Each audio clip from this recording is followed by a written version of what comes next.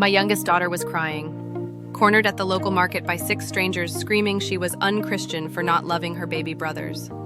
Brothers born from my ex-husband's affair, an affair she uncovered. I stood there shaking, part rage, part disbelief, while these churchwomen hurled blame like fire. They thought they could shame my daughters. Instead, I gave them something else, a gospel of truth they'll never forget. If you've ever dreamed of serving justice so pure, so poetic that even the angels would clap, hit that like button, subscribe, and buckle in. Because this isn't just a revenge story, it's a reckoning. And it started with betrayal, ended with binders, and left a church gasping. My ex-husband died in a car accident last year. You'd think that would have been the end of the pain. But for my daughters and me, it was just the beginning. He left behind more than a grieving family. He left behind wreckage. 2 sons born from an affair he'd kept hidden for years. Their mother, his mistress, died in the same accident. And so with both parents gone, the 2 boys became orphans, and the chaos began. My daughters, 15 and 17, had discovered the affair. They were the ones who found the texts. They were the ones who came to me, trembling, eyes red, saying, "Mom, we need to tell you something." They were traumatized. And they've been in therapy ever since. But instead of love and support from my ex's parents, the girls got attacked. The custody battle and the living nightmare. My ex-in-laws, his parents, 78 and 80 years old, wanted custody of my daughters. Can you believe that? They weren't looking out for the girls, they wanted control. And when that didn't work, they tried the next outrageous thing, asking to live with us, in my house, after their son lied, cheated, and left a landmine of grief. I refused, of course, and now we're battling in court over custody claims they have no business pursuing. But nothing, and I mean nothing, prepared me for what happened at the market. A birthday turned nightmare. It was my youngest's birthday weekend. We weren't throwing the full party just yet, but I gave her a little budget and let her roam the local weekend market. It's a charming place. Farmers' stalls, chocolates, handmade crafts. A space that usually feels safe. Until that day. She'd been gone about an hour when I got the call. Her voice was shaking. She was crying. "Mom, these women, they won't let me leave. They're yelling at me." I dropped everything. My oldest and I ran. And when we found her, my stomach dropped. 6 older women, some I recognized from my ex-in-law's church, had surrounded my 15-year-old, red-faced, screaming, "How could you abandon your baby brothers? You're being unchristian. Your grandparents are heartbroken. How dare you?" My daughter was clutching her little bag of chocolates like it was a shield. She was terrified. I stepped in, voice shaking, but not with fear, with rage. I told my oldest, In the living room, shaking. This wasn't just about grief anymore. This was harassment, manipulation, gaslighting. I reached out to a friend, one of the few decent people still at that church. He apologized, then told me something that made my skin crawl. Apparently, my ex-mother-in-law had posted a massive sob story in their church Facebook group.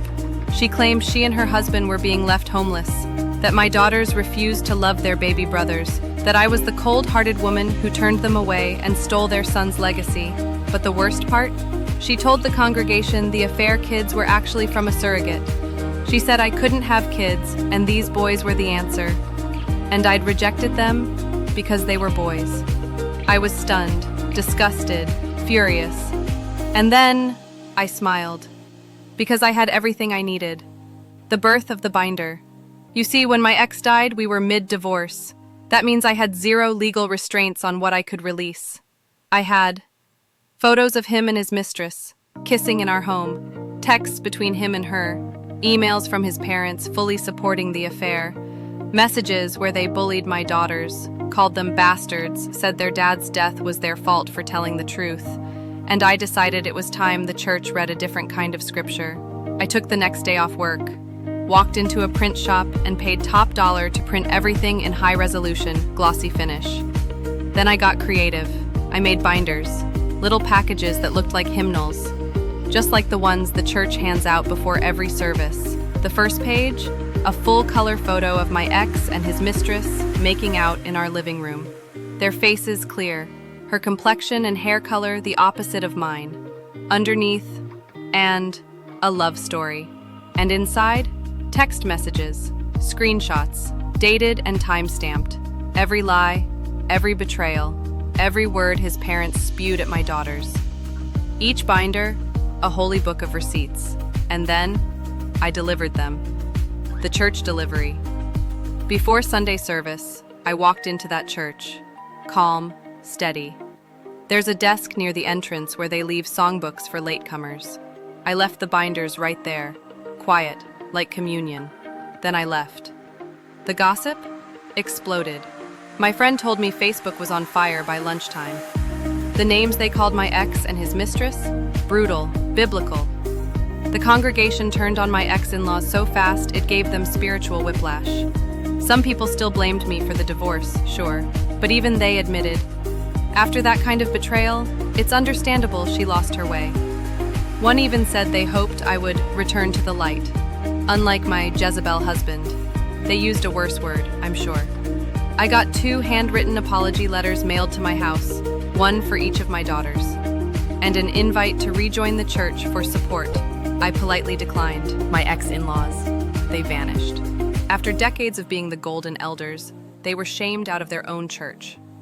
My ex-mother-in-law posted a pity rant on her Facebook wall, saying she felt alienated, that no one cares for the elderly, and how she wishes her great son were still alive to take care of her. With what money? He had none. I was the breadwinner, always had been. She said nothing about the boys, nothing about the abuse, just tears for herself. She tried to rewrite our story. She tried to make my daughters villains. But I handed the truth to the people she lied to, in her own language, in her own church, through her own community. The fallout wasn't just satisfying, it was cleansing. My daughters got justice, my ex-in-laws got silence, and the truth, it finally had its moment to sing. Sometimes, the worst villains don't wear horns, they wear halos. But lies, no matter how holy they sound, can't stand in the light of truth. So if someone ever paints you the villain in your own story, don't just fight back.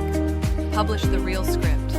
If that revenge gave you chills, hit that like button and share this video with someone who's done letting others write their story. And tell us in the comments, what's the pettiest, most satisfying revenge you've ever seen? And of course, subscribe for more stories where justice isn't